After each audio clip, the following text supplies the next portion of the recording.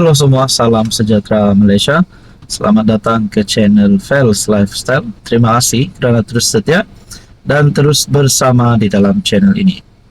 Tuan-tuan dan puan-puan yang saya amat hormati, setelah Ismail Sabri, Perdana Menteri ke-9, sepatutnya dipanggil SPRM tetapi ditangguhkan atas faktor kesihatan Perdana Menteri ke-9 tersebut.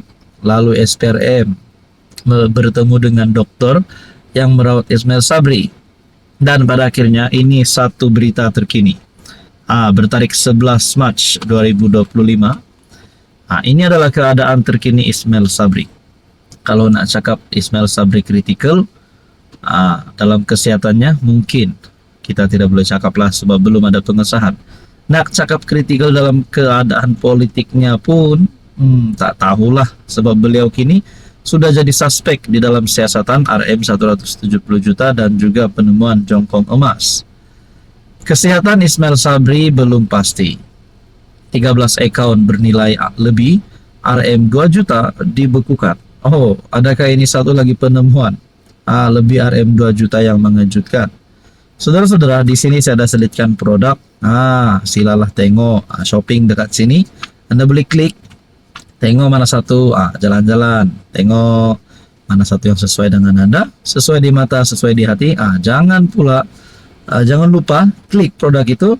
Order macam biasa, sangat mudah. Order dekat Shopee, tekan saja produk tu, order dekat Shopee. Harga sangat berpatutan, sangat murah. Ini akan bantu saya dan membantu untuk kembangkan lagi channel ini.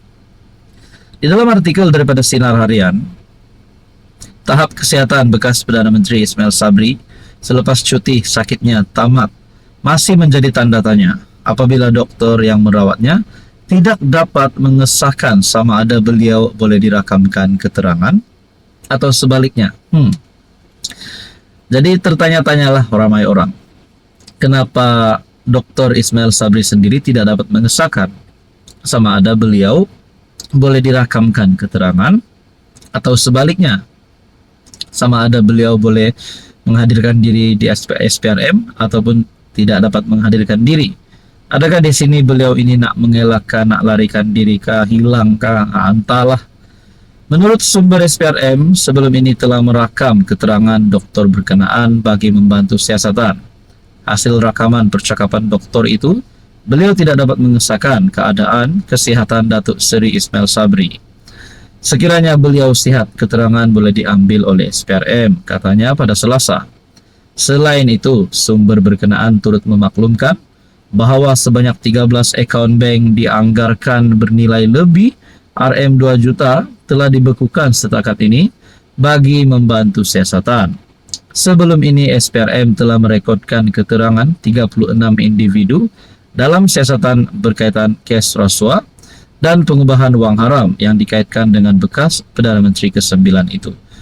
Jadi antara persoalan seterusnya, siapakah 36 individu tersebut?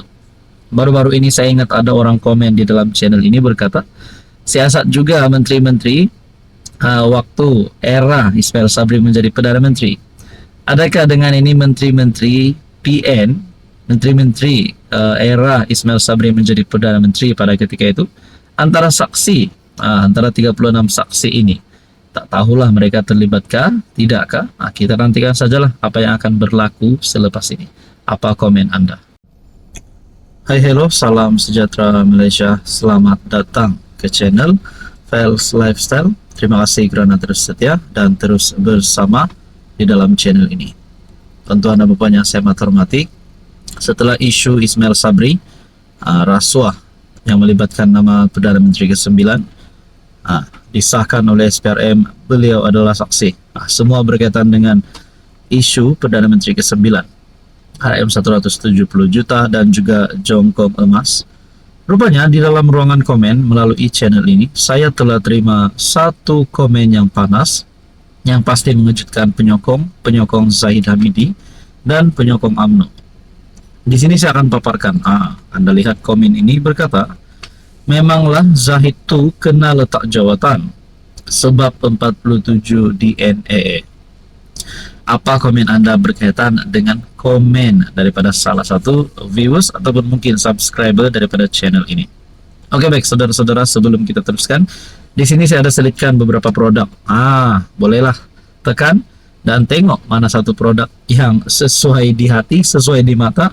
Boleh klik order macam biasa, macam dekat Shopee. Sangat simple, sangat mudah. Harga pun berpatutan. Oke, saudara-saudara, melalui komen ini yang berkata, Zahid kena letak jawatan.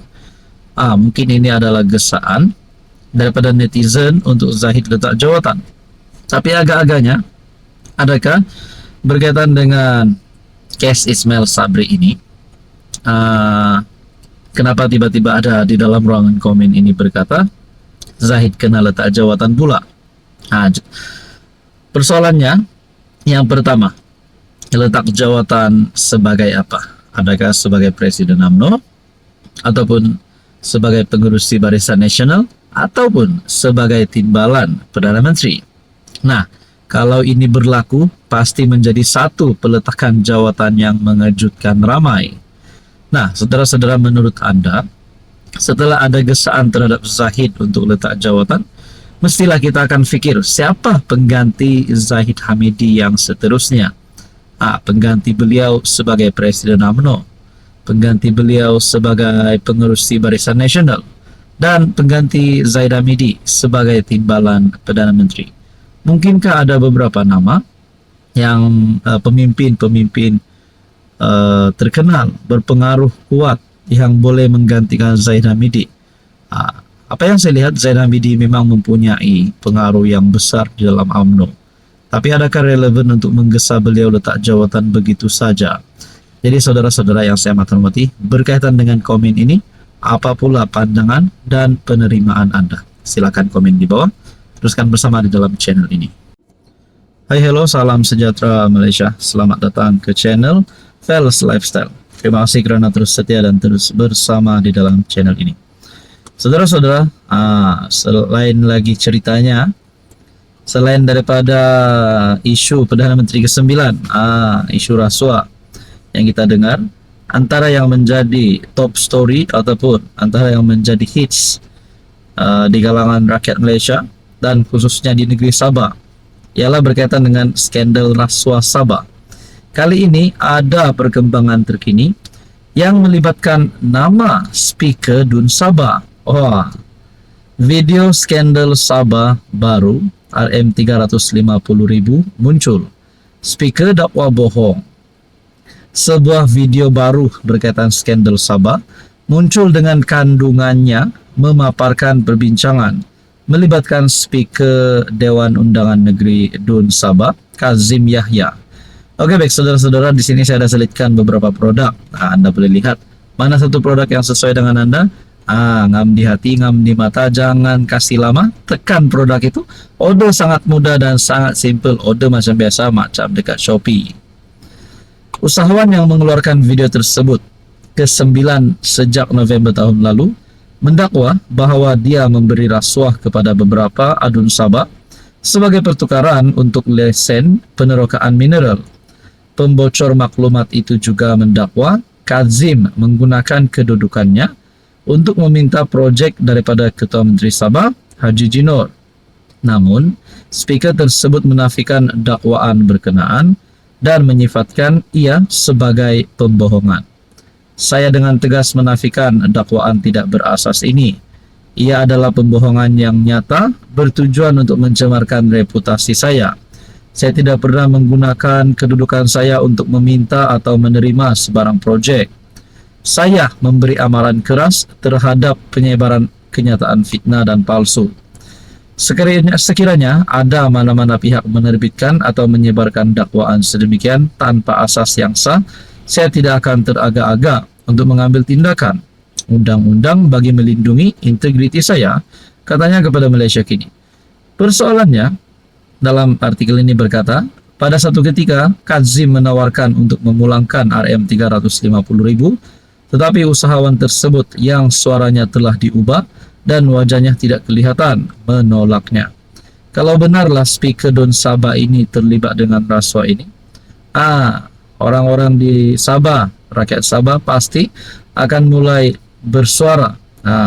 Adakah mereka ingin speaker Dun Sabah ini juga dikenakan tindakan undang-undang sehingga dipecat kalau benar beliau ini betul-betul didapati bersalah. Berkaitan dengan ini, apa komen Anda?